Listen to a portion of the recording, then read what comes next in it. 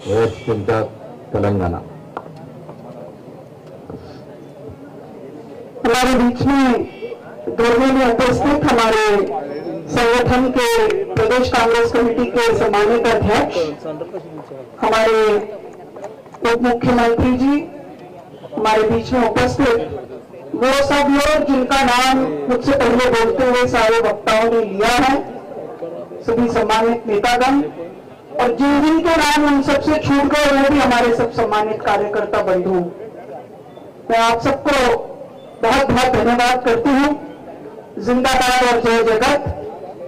हम सब यहाँ पर ईडी के कार्यालय के सामने जो हमारे दोनों नेता त्याग की प्रतिमूर्ति आदरणीय सोनिया जी और कन्याकुमारी से कश्मीर की तपस्या करते हुए चलने वाले हमारे जुझारू नेता राहुल जी पर जो फर्जी चार्जशीट दायर किया है उसका विरोध करने के लिए यहां पर इकट्ठा हुए हैं।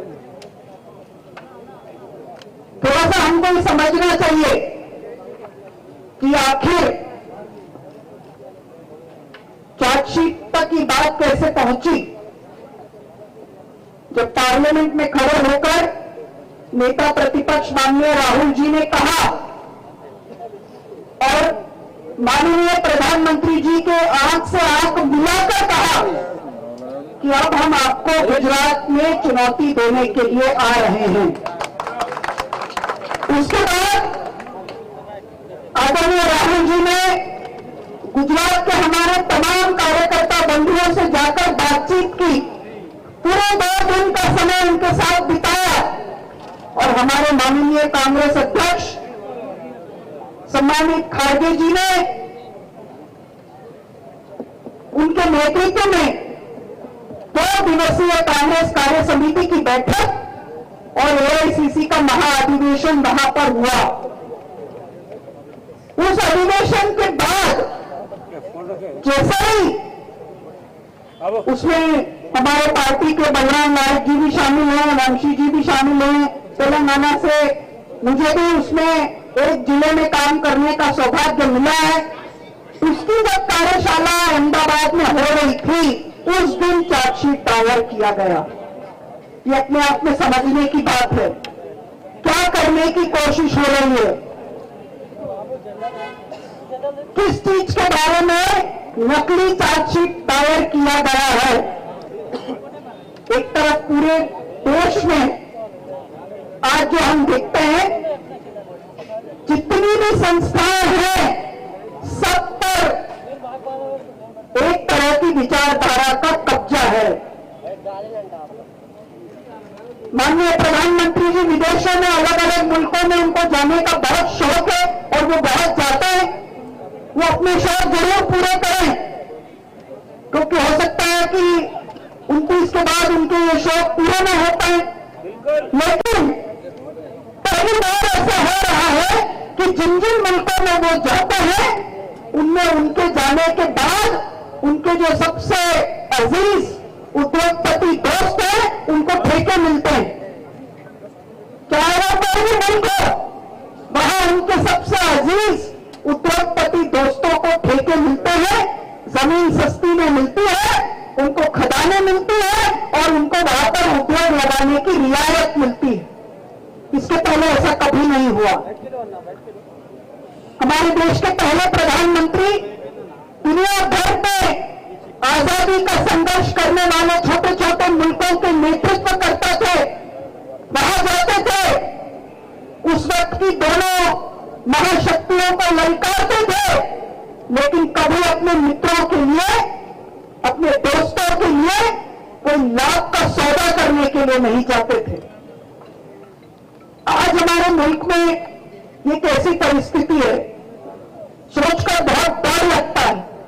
हमें जैसा हिंदुस्तान मिला वैसा हिंदुस्तान हमारे बच्चों, हमारे आने वाली पीढ़ियों को मिलेगा या नहीं। हम सब एक दूसरे को प्यार से मुआवजा पिलाते थे, अब ये बात होती है कि मुआवजा मत पियो। अब ये बात होती है कि कुंभ के मेले में हमारे अल्पसंख्यक भाई, हमारे अल्पसंख्यक बहनें वहां पर दुकान नहीं लगा सकती, जबकि ये वो मुल्क है जहां पर रसखान भगवान कृष्ण पर कविता कहते हैं, जहां बिस्मिल्लाह खान साहब भगवान जी की आराधना करते हैं, उनकी आरती करते थे। ऐसे मुल्क में इस तरह की फिरका परस्ती की बातें होती है, जबकि हम सबको पूरा विश्वास है जब भी इस देश की सीमाओं पर किसी भी प्रकार का प्रहार होगा, जब भी हमारा पड़ोसी मुल्क हमको ललकारेगा, तो भारत का हर एक मुसलमान अपनी शहादत से एक नया हिमालय खड़ा कर देगा और इस देश की और भारत माता की रक्षा करने के लिए आगे आएगा। ये वो मुल्क है। और आज हम क्या देखते हैं, किस तरह के भाषा का उपयोग देखते हैं। और मुझे ये भी लगता है कि जब ये हिंदू राष्ट्र की बात करते हैं तो वो बात केवल अल्पसंख्यकों की नहीं है, वो बात हर समाज के गरीबों, दलितों, कुचले हुए, दबे हुए वर्गों की है, हमारे देश के आदिवासियों की है। हिंदू राष्ट्र की मानसिकता क्या होगी, हिंदू राष्ट्र का मानचित्र जो ये खड़ा करना चाहते हैं, वो मानचित्र क्या होगा, वो इस बात से समझ में आता है कि जब ये कहा जाता है कि धारावी में रहने वाले, झुग्गी झोपड़ी में रहने वाले लोगों को अब डंपिंग ग्राउंड में डाल दिया जाएगा, यानी कि पूरे कचरे जहां पर फेंके जाते हैं वहां डाला जाएगा। यह होगा हिंदू राष्ट्र में। फिर यह नहीं देखा जाएगा कि वो हिंदू है, मुसलमान है, ईसाई है, सिख है, जैन है, बौद्ध है, कौन है।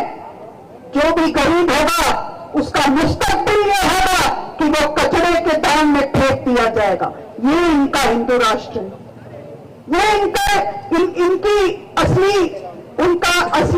उनकी फितरत है, उनका असली चेहरा है। राम राज्य की बात तो गांधी ने की थी, नाथूराम गोडसे की गोलियों का शिकार होते हुए शहादत से पहले भी भगवान राम का नाम लिया था, क्योंकि भगवान राम के राज्य में कहा जाता था कि गरीब है या अमीर, वो राजा के दरबार में आकर उनको खटखटा सकता है। वहां पर कभी कोई ताले नहीं लगाते थे। लेकिन आज हमारे देश की यह हालत है कि सबके मन में ताले लग गए हैं। इससे ज्यादा दुखद, इससे ज्यादा नफरत इसके पहले कभी नहीं देखी। 1% हिंदुस्तान के पास हिंदुस्तान का 50% संपत्ति है, 10% के पास 70% संपत्ति है। मनरेगा का पेमेंट नहीं होता, गरीबों को राशन नहीं मिलता, वनाधिकार के पट्टों से आदिवासियों को बेदखल किया जाता है। तो इसके लिए अगर कोई लड़ाई लड़ रहा है तो उसके ऊपर फिर ईडी के चार्जेस लगते हैं, उनसे पूछताछ की जाती है। मैं बधाई देना चाहती हूं कि तेलंगाना की सरकार ने अच्छी गुणवत्ता का चावल देने का फैसला किया। तेलंगाना की सरकार ने जाति जनगणना का ऐतिहासिक फैसला किया, सब कैटेगराइजेशन का ऐतिहासिक फैसला किया। अब हम कुछ ही दिनों में बता पाएंगे कि किस समुदाय को कितने ज्यादा ऊपर उठाने के लिए मदद की जरूरत। 42% आरक्षण का प्रस्ताव पारित किया।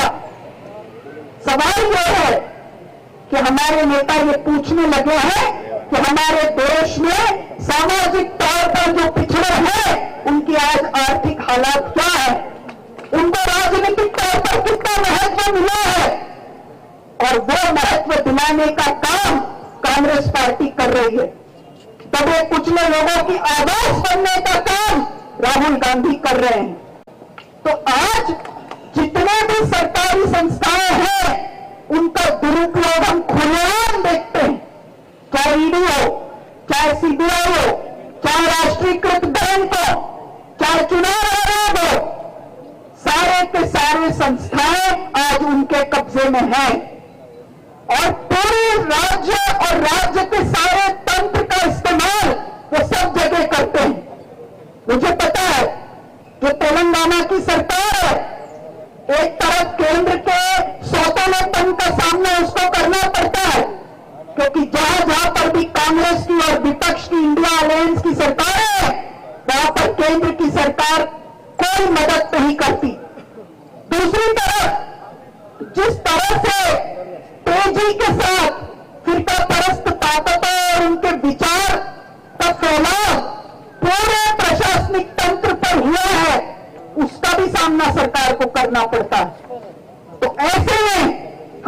सामने आज बहुत बड़ी चुनौती है। चुनौती यह है कि हम न्याय की लड़ाई लड़े। चुनौती यह है कि हम इस लोकतंत्र को बचाने के लिए लड़ाई लड़े। ये बात बहुत स्पष्ट है कि गुजरात में जहां पर राहुल जी ने कदम रखा, उसकी घबराहट सामने आ गई। उससे जो कंपन हुआ वो सामने आया है और उसको लेकर ये मुकदमा दायर किया गया। और मैं आपके सामने कुछ तथ्य रखना चाहती हूं, क्योंकि यहां पर उस केस के बारे में बात हुई है, इसलिए ये रखना बहुत जरूरी है।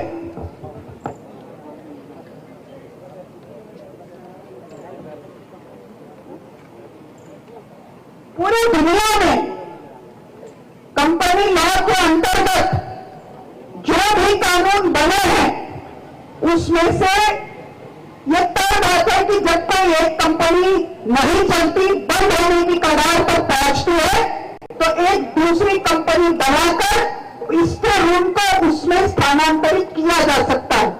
इसमें किसी भी प्रकार के, किसी भी दुनिया के लोकतांत्रिक मुल्क के किसी भी कानून का उल्लंघन नहीं किया गया। दूसरी बात होती है मनी लॉन्ड्रिंग की।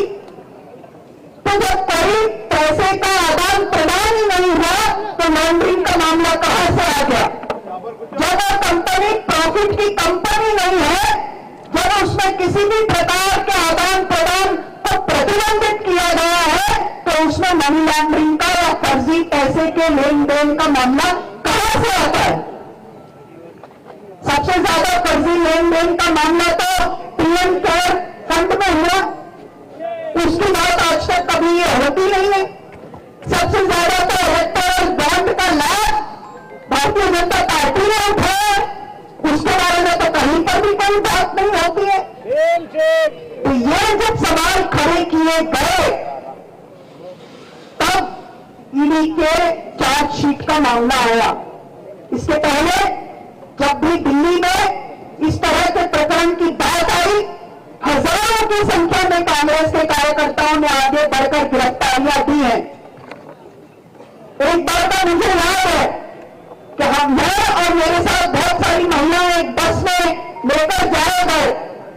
उन महिलाओं में से किसी को इसके पहले कभी हमने एआईसीसी में कोई पदाधिकारी के तौर पर नहीं देखा, लेकिन जिस बहादुरी के साथ हमारी बहनों ने आकर उस दिन मोर्चे को संभाला, मैं उसको फोन करा, ये कोई लाए हुए लोग नहीं थे। अपने मन से, अपने नेता के प्रति समर्पण से आगे आए हुए लोग हैं। और हम सबके सामने ये परीक्षा की घड़ी है। जैसे कहते हैं ना, जब एक की बारी आई, हमने खामोशी कर ली, तो हमें अगली बारी याद रखना चाहिए कि हमारी आएगी। और ये केवल सोनिया जी और राहुल जी के ऊपर प्रहार नहीं है। आपके अपने प्रांत में आने वाली 25 और 26 को दुनिया भर के प्रगतिशील दलों का राष्ट्रीय अंतर्राष्ट्रीय सम्मेलन होने जा रहा है। वही तारीख उस केस के लिए भी मुकर्रर की गई है, क्योंकि जिस तरह से दक्षिणपंथी ताकतें पूरे दुनिया में अपना कब्जा बनाने की कोशिश कर रही है, जो हमारे मुल्क में हो रहा है, वो दूसरे सबसे बड़े लोकतांत्रिक मुल्क अमेरिका में भी देखने को आया है कि किस तरह से वो अपने संकुचित विचार के साथ पूरी दुनिया में एक प्रकार का आर्थिक तानाशाही बचाने का प्रयास कर रहे हैं। उनके मुल्क के लोग भी हजारों की संख्या में निकलकर आंदोलन कर रहे हैं।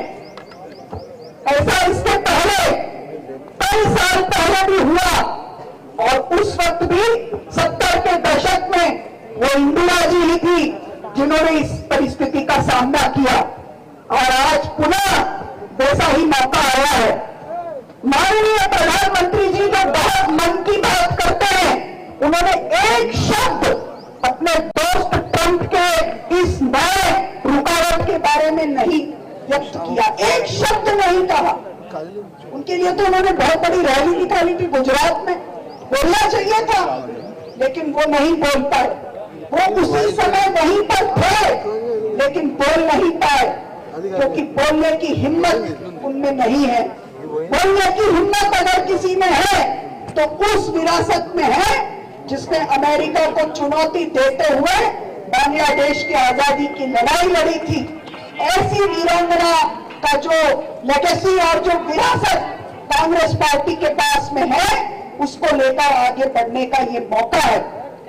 ये जो धरना प्रदर्शन हमने किया है, ये हमारी शुरुआत है और कांग्रेस को ये मानना चाहिए कि राज्य पर से, तंत्र पर से जब तक दक्षिणपंथी ताकतों को हम समाप्त नहीं करते, तब तक हमारी अपनी हुकूमत जो लोकतांत्रिक मूल्यों पर खड़ी है, उसको स्थापित करने के लिए हम सबको मिलकर प्रयास करना है। और वही प्रयास सरकार में रहते हुए हमारे विधायक और मंत्रीगण करते हैं और कांग्रेस कार्यकर्ताओं को सड़क पर रहकर करना है। और इसी के लिए कि हम लोगों के आजादी के लिए, उनके न्याय के लिए, समता मूलक समाज की स्थापना करने के लिए जब तक हम ये प्रयास नहीं करेंगे, तब तक जो बाबा साहेब ने हमको संविधान दिया, जो बापू की लड़ाई के कारण हमको मिला, जो सुभाष चंद्र बोस की कुर्बानी के कारण और भगत सिंह के फांसी के फंदे को चूमने के कारण हमको मिला, उसको हम आगे लेकर नहीं जा सकते। और इसीलिए हम सबको आने वाले समय में एक नए इंकलाब की जरूरत है। वो नया इंकलाब क्या होगा? आज जो करोड़पति व्यक्ति है और जो गरीब व्यक्ति है, दोनों के वोट की एक ही कीमत है। लेकिन जब तक आर्थिक और सामाजिक तौर पर विषमताएं होगी, गैर बराबरी होगी, तब तक राजनीतिक तौर पर भी बराबरी हासिल नहीं हो सकती। और उसके लिए एक नए इंकलाब की जरूरत है। और वो इंकलाब कांग्रेस के अलावा और कोई लेकर के नहीं आ सकता। हमारे नेता राहुल जी, हमारी नेता प्रियंका जी, हमारी त्याग और तपस्या की प्रतिमूर्ति सोनिया जी, उन्हीं के मार्गदर्शन में और हमारे अखिल भारतीय कांग्रेस कमेटी के अध्यक्ष माननीय मल्लिकार्जुन खड़गे जी के नेतृत्व में हम इसको लेकर आएंगे। और हम सबको विश्वास है कि तेलंगाना राज्य के हमारे युवा मुख्यमंत्री माननीय रेवंत रेड्डी जी, जो सामाजिक न्याय का बिगुल बजा चुके हैं और पूरी कैबिनेट के साथ मिलकर हमारे प्रदेश कांग्रेस कमेटी के अध्यक्ष माननीय महेश गौड़ जी के नेतृत्व में हम एक नई इबारत लिखेंगे और एक नए इनकलाब को अंजाम देने का प्रयास करेंगे। तेलंगाना की धरती आंदोलनों की धरती रही है। महिलाओं के स्वावलंबन का, सेल्फ हेल्प का सबसे बड़ा आंदोलन यहाँ हुआ। भूमि सुधार का सबसे बड़ा आंदोलन यहाँ हुआ। किसानों का सबसे बड़ा आंदोलन यहाँ पर हुआ। और इसी भूमि में इस नए सामाजिक न्याय का इनकलाब भी होगा, इसका हम सबको पूरा विश्वास है। बहुत बहुत धन्यवाद। जय जगत, जिंदाबाद। Thank you madam. आप बोले वैसा ये आज की धरना अंत नहीं, ये तो शुरुआत है।